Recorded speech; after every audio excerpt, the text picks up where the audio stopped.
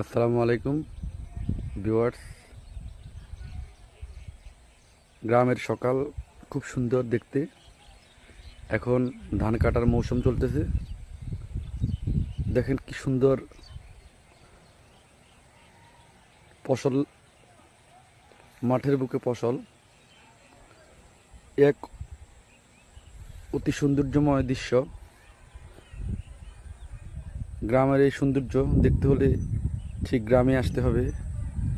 এখন ঘরে ঘরে ধান তোলার উৎসব চলতেছে।